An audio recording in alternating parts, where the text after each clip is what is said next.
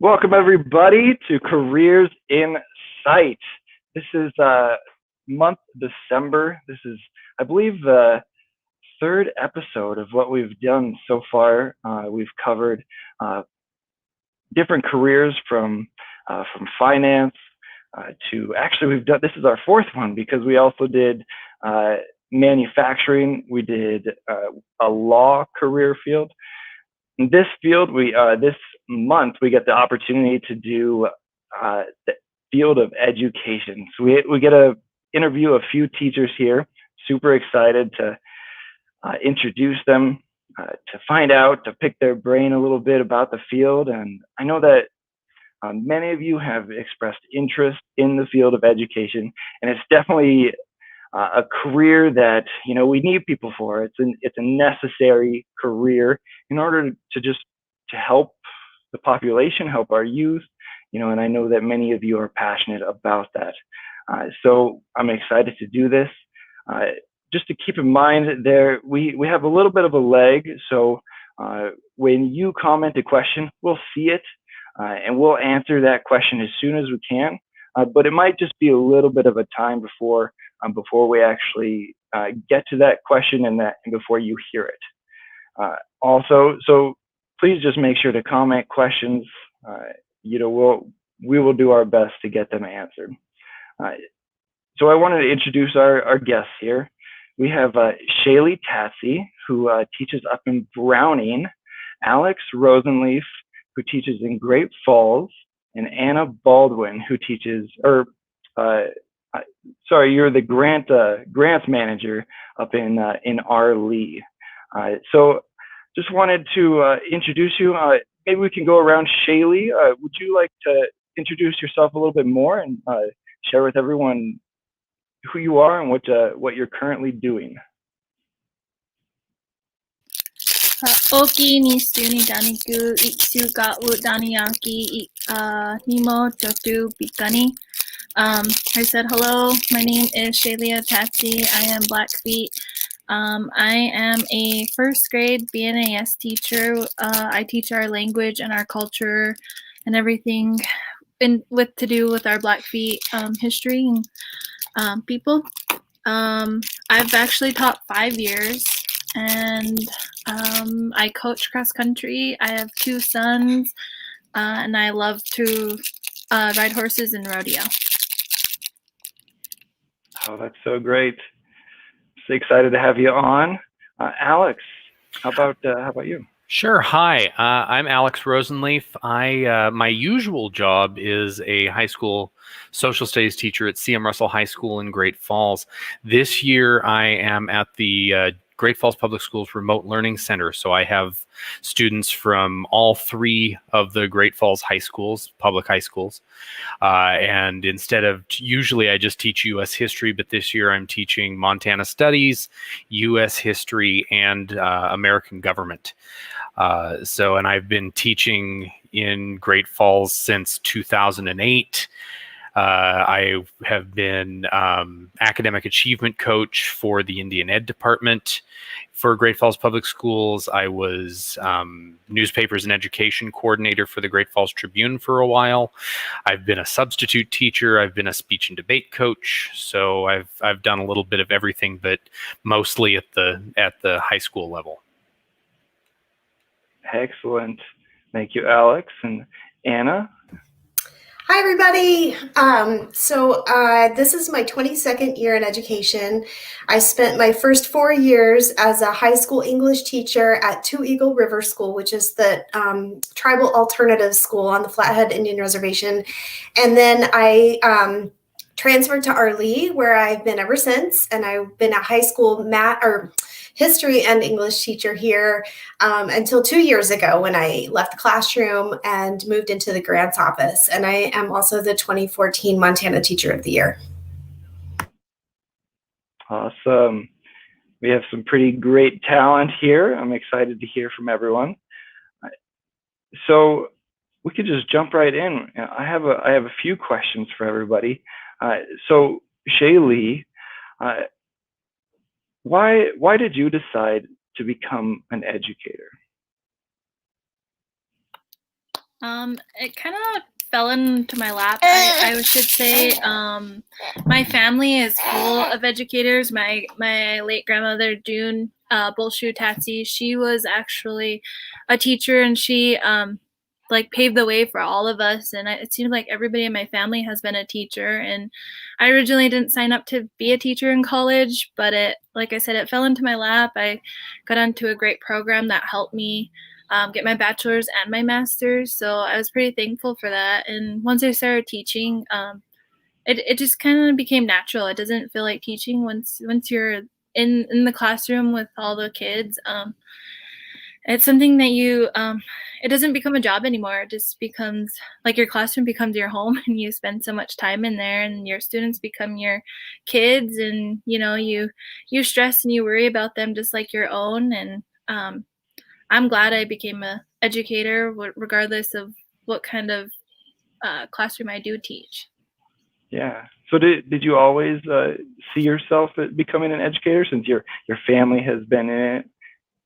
Yes and no. Yes, when I was little, I used to put my stuffed animals out and kind of teach them all the time and give them little assignments. And then no, when I became older and wanted a decision in what I wanted to do in college, I kind of went for physical therapy, and it was just too much for me. And I kind of got advice and encouraged to do something in teaching, and so it just seemed like it just fit me, and so I went with it basically, and I'm glad I did. That's so great. Well, I'm sure your students are excited that you're doing it too. Alex, what would you say is important for students who are interested in the field of teaching? What's important for them to know about teaching? Well, I think the first thing you need to know is that you didn't necessarily have to be the greatest student when you were in school. I know a lot of people who I see them now and they're educators, and I'm like, I remember you when you were in school and you were a total foul up, and now you're a respected educator. So it's not always about where you start out. I know my dad was one of those. I mean, he was a street tough Anaconda kid, and he ended up his dad had worked on the Anaconda Company smelter. His dad had worked on the Anaconda Company smelter, and that was where he was headed. And he made a change, and he went to college for a year, and all of a sudden he then wanted to be a teacher, and that's what he went on to be. But anybody that looked at him in high school would have said, oh goodness, you're going to end up in jail or something. But he became an educator. So it's not always about where you start. It's about the choices that you make, and where you want to end up. And it's a great profession, especially if you want to have kids, if you want to have a family. I mean, you see my son behind me there. He's in remote learning elementary with me here. And so if you have kids and you want a family and you want to have the same generally days off that they do, it's a great way to do that. And you just have to have the desire to want to go through and get that training and do it. Yeah, that makes sense. I feel like desire and the eagerness to do it, the willingness to do it, can definitely get you there. Absolutely. Sure. So continuing on, Anna, what would you say? You mentioned you've been in the education field and teaching for many years. What is unique about teaching in Montana? That's a great question. And it'd probably be a better question for somebody who had taught outside of Montana. But I will tell you that coming into contact with a lot of educators from across the country, one thing that stands out about Montana is that we have great public schools. We don't have charter schools, although they're allowed, but we don't have them. And we don't have a whole host of private schools and other options. So our public schools get attention, and they are really some of the best in the nation.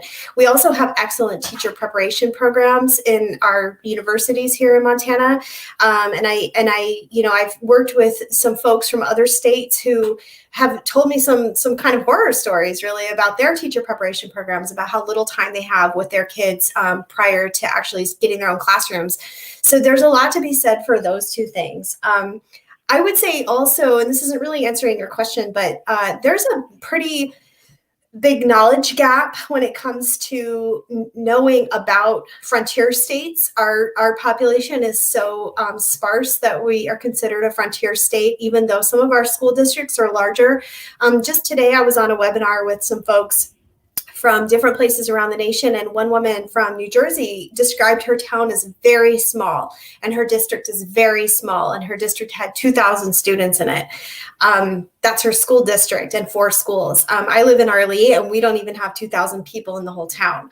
So, if you want a really unique kind of teaching experience, and if you're from Montana and you're in a small town to begin with, you know that you'll be able to get a job in a place where you grew up. I think that's really important to keep in mind.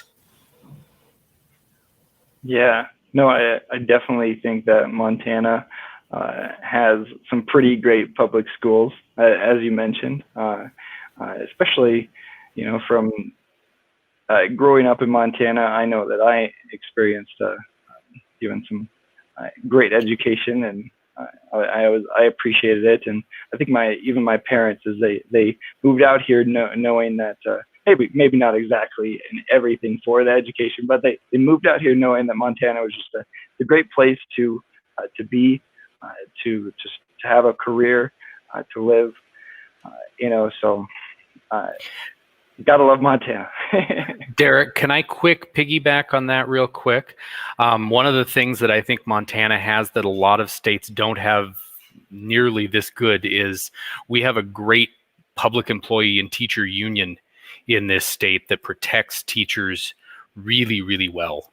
And that is something that not all states have, the sort of unionized protections and the very favorable legal climate that we have here in Montana. Well, that's really good to know. I definitely did not know that, so I'll keep that in mind. So we're gonna keep moving. Wrap back around here to Shaylee. Shaylee, before I ask you a question, we had a comment that I thought I'd pull up here. Just wanted to share from Mike Perry. The Tatsies are all fantastic educators. I thought that was pretty cool. Sounds like you have some fans. Yeah, that's really neat. Like I said, my whole family has been educators, so I'm sure he's worked or seen a lot of my family throughout the districts and the years. That's so cool. So Shaylee, let's see. As I look at this next question, what do you wish you had learned while studying in school to be a teacher, in order that you have learned while working in the field? Geez, there's a lot of things. I feel like, I mean, the things that you really learn, that you don't have a lot of time during the day for anything. Half the time you're carrying your books around to make copies, or the little amount that you do have like a break during the day, the 50 million things that are on your list that you're trying to get done in that time, and still use the bathroom and get a snack or get a drink. Some of those things I wish I would have known. I could plan better. And kind of a lot of like the parent interactions, and even just like the classroom management. I feel like there's this there's different classroom managements in each district is different, and each building in the district is different, and I think it's good that we do workshops and PDs on them, but I also feel like we need to do more hands-on and like be there while it happens, just to see like an example, or how we can handle it next time, or what we should do when this happens. I mean, there's so many scenarios. I feel like, I mean, it would be really hard, but that's something I feel myself I had to learn, just jumping into teaching rather than, and we're all prepared through our programs, but it's just until it happens you're like, oh, we didn't learn this, and that kind of stuff. But most of the stuff, we have learned. It's just applying it, and I guess the real life situations hit you different than the textbooks. So that's something, I guess, more hands-on training, I guess. Yeah. And so from the sounds of it, at least that what I heard too is that the education that you received was great, and it supported you in terms of preparing you, and because pretty much really every career there's always going to be that jump between learning all about it, learning what you need to do, how to do it, and then actually applying it. And there's always going to be that. So, in terms of being able to feel more comfortable, having that maybe prior experience, just doing whatever you can in order to be even more prepared when the job is actually happening. Yeah. Other than that, I feel, most programs I feel have trained you or prepped you pretty well. Yeah, that's great. So moving on, Alex, what skills would you say are needed in order to be a successful educator? I think time management is huge. You only have a limited amount of time to prepare for your classes, so being able to manage your time and use every second you have is a really big thing.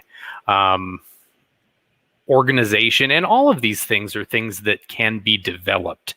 Not everyone starts out having these, but I think they are things that you can develop. Organizational skills are another thing. Just knowing what needs to happen, when it needs to happen. Especially, I think, if you're a teacher in a rural school where you may be teaching more than one subject. I've been blessed throughout most of my teaching career as I've only taught one, maybe two subjects. And I know teachers in more rural areas that they teach every level of social studies from grades 7 through 12. And having good organizational skills and good time management skills are especially important to those. And that's where a lot of, especially earlier service educators end up, or in the more rural areas. And then some of them will end up moving into larger districts where they get to kind of specialize in one thing. Yeah. And so I guess, Alex, knowing that that you've done all kinds of different things, different jobs in areas in order to get to the point that you're at. I guess what in terms of your mindset and maybe personality or something like that, what kind of helped you move along and helped you find where you wanted to go in terms of that, would you say? That's a good question. I think sense of humor. And also for me, it was, I had a family that I needed to support. I graduated from teacher school, whatever you want to call it, from the University of Montana, and I didn't have a family. And then I met a woman who already had a 4-year-old daughter. And so almost immediately I I was married and had a child to support. And suddenly the jobs that I was doing to get by weren't enough for me to get by. And so it became even more important that I get a job in my field. And luckily I was able to do that.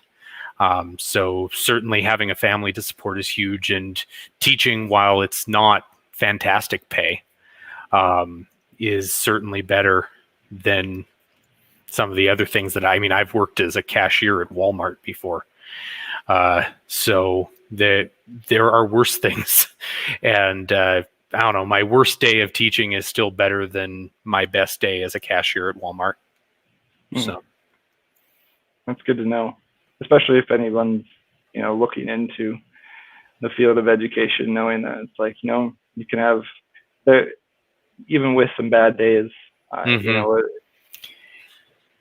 it will. And I had more trouble finding a job because of my field. As a social studies teacher, it's harder. Districts are cutting social studies requirements. If I had a special ed certification, I could have gotten a job almost anywhere that I wanted to.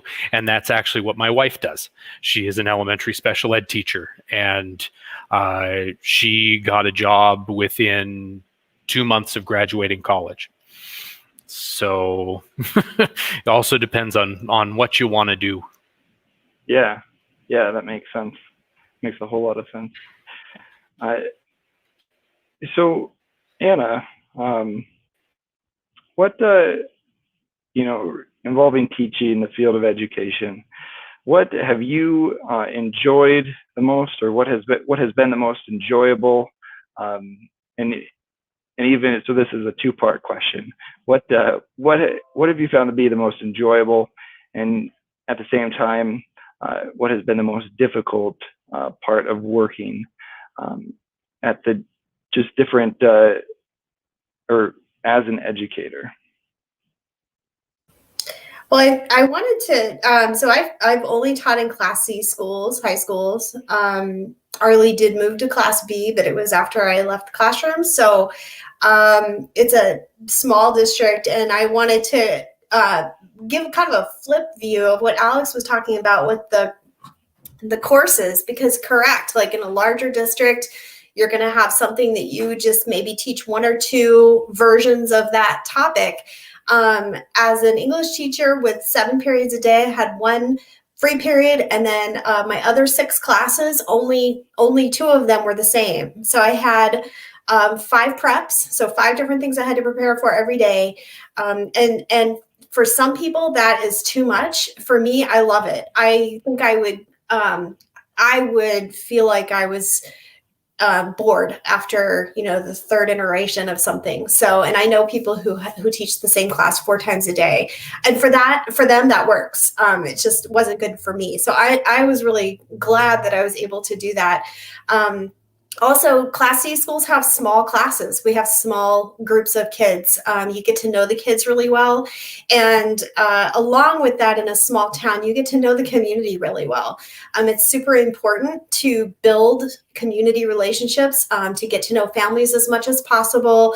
And that is so much easier when you are working in a small town, especially when you live in that town. So like I live 3 blocks away from my school district. I'm able to walk to school and back. I stop at the post office. I see people I know everywhere I go. And anybody who's listening who's grown up in a small town knows exactly what that's like. So, for me, I think that's been one of the best things about living and teaching in a small town, is just that connection to the people that I feel like I serve. So as far as the negative sides, that's, for some people that would be a negative. Like they don't necessarily want the community to see them out and about. they, maybe they want to have a little bit of anonymity in their daily life, which I definitely don't have. But I think that's one thing to keep in mind. And then, as far as those classes go, it's true. You're going to have a lot of different preps to take care of. Of course, if you're teaching elementary, it'll be a little bit different. But you do have to keep in mind that when you teach in a small district, you have to wear a lot of hats. I think we all wear a lot of hats anyway, but there's more expectation that you'll attend. I'll say it like this: it's noticed if you don't attend school functions, if you you don't take on at least one club, or try to head up some kind of a committee or something like that. So there's a high expectation for a lot of involvement in some of the smaller schools, and that may not fit some people's lifestyles. They may really want to try as much as possible to leave work at work when they go home, and I think that's healthy as well. So hopefully I answer your question. Yeah, no, I think that's really great. And Alex and Shaylee, you can feel free, if you had any thoughts as well, regarding the most enjoyable, hardest part of teaching, at your different schools, or if you've taught at different school levels, what the difference is there. Feel free to, if you have any thoughts regarding that. I did want to mention to the viewers that are watching right now, just continue. If you have any questions or comments, make sure to comment and ask our educators here. We'll be able to get those answered. We did have a comment from Jeannie here, just thanking each of you, for your insight and time today. It's definitely appreciated, and we know that it's, especially this year, hasn't been the easiest year, for education and educators. So we just appreciate everything that you three have been doing. So and for joining us today, especially.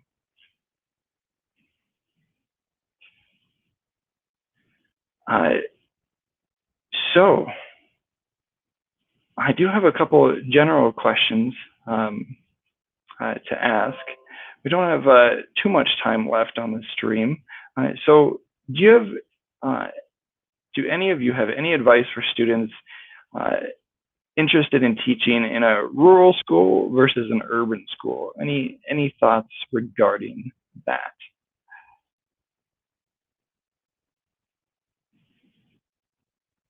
And I know that Anna kind of touched on that, especially in teaching in terms of a rural school.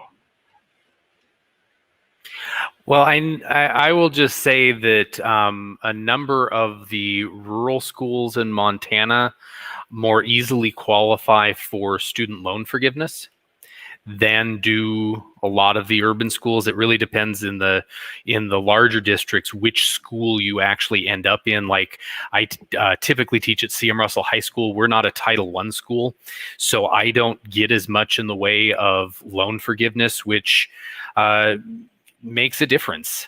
Really, it does. Whereas if I, had taught in a more rural school, there is sometimes more money available for that sort of thing. So that's something to take into account.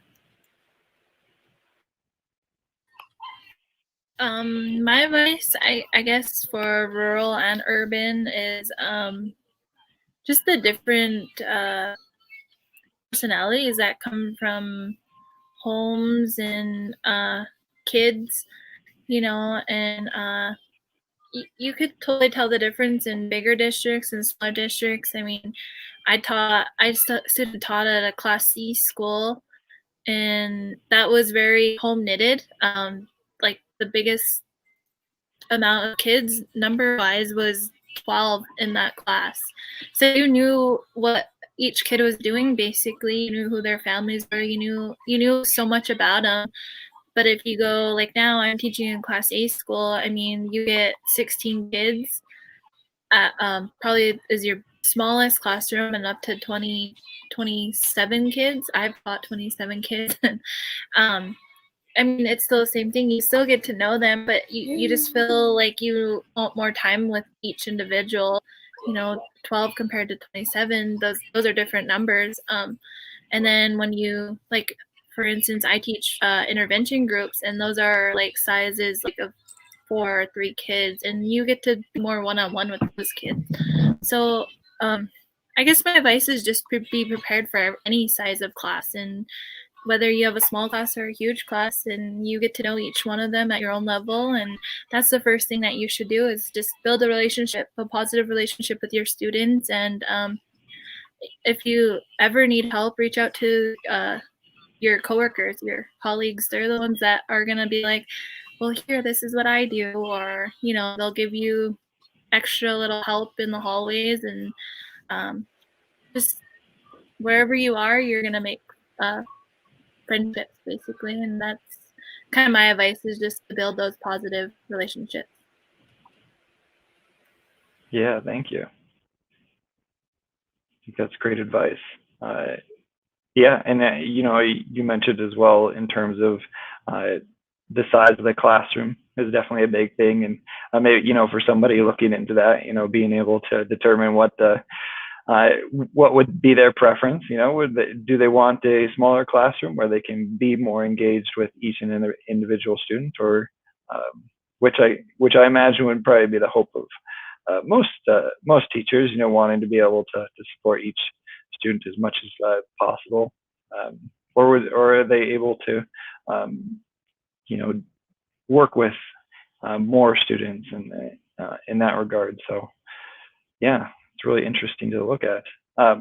So I guess continuing on that track of rural versus urban schools, just mainly because Montana has obviously a lot of rural schools, and then a few urban schools, which often I know that those urban schools are definitely the ones that are often in high demand, because either you're getting out of school, getting out of college, and you're living in that town in the more urban school. So it's, hey, get a job right there. But I guess I wanted to hear your thoughts in terms of the differences in obtaining jobs in a rural school versus a urban school. What would you say would be the differences there? I think that oftentimes, especially when you're starting out, sometimes the rural districts are a little easier to get a job in, because a lot of people don't want to move to those rural areas. I interviewed for a job in Roy, Montana when I first got out, and they ended up, the position wasn't actually opening, but they were still interviewing. And they said they had a hard time recruiting people to come to Roy, because who's ever heard of Roy? And so that can be, it can be a stressor, but some of those jobs can be good. I mean, if nothing else, jumping off points. If it's not going to be, the place you want to be for the rest of your life, you can at least get some good experience, and then, go to a bigger district if that's what you want to do. Or you might discover that you really like the smaller class size and the community feel. But I wouldn't necessarily go, okay, I only want to teach in this type of district, or I only want to teach in this type of district, especially in a state like Montana, where we have such a mix. Yeah. I would agree with everything Alex said. I think that there's a expectation for young people that they'll be able to get a job where they like, and it isn't necessarily the case, especially like he was talking about earlier with the different subject areas. Like if you're a special education teacher, a music teacher, a math teacher, you're going to have a greater pick. If you are like an English teacher or maybe history teacher, it's going to be a little bit more competitive. And so you should probably keep an open mind. I think one thing that's really good about small schools, and Shelia mentioned this is that you are going to have some really excellent colleagues that will also know the families, and they will know how best to meet the needs of the kids in front of you. And you can pick their brains about very specific, problems or challenges that you're facing. And I think that it's easier in smaller schools to maybe hone and refine some of those teaching skills, so that if you do end up going to a larger school where you have a bigger classes, you may have a more generic kind of administrative culture, it will be a better transition than going straight from teacher school into, one of those larger urban schools that's a little bit more anonymous. I think that makes perfect sense.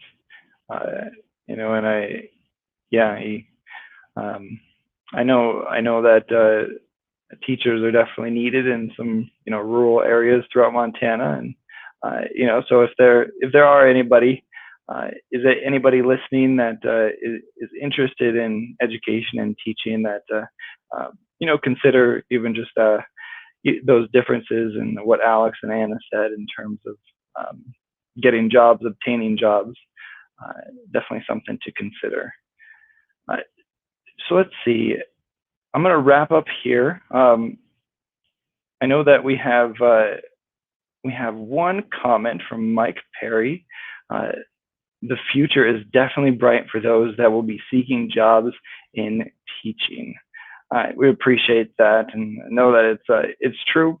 And once again, we just appreciate all that educators are doing throughout the state of Montana. And let's see.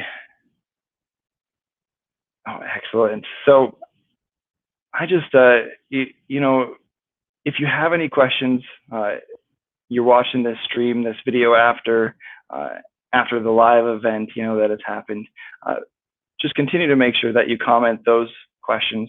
We'll do our best to get them answered. If I don't know the answer, I'm going to reach out to one of these three and get the answer for you. And we just once again want to reiterate how grateful we are to these three for joining us today. If you're watching this, make sure to like it and say thank you in the comments. So once again, this was Careers in Sight, and we'll look forward to next time. Bye.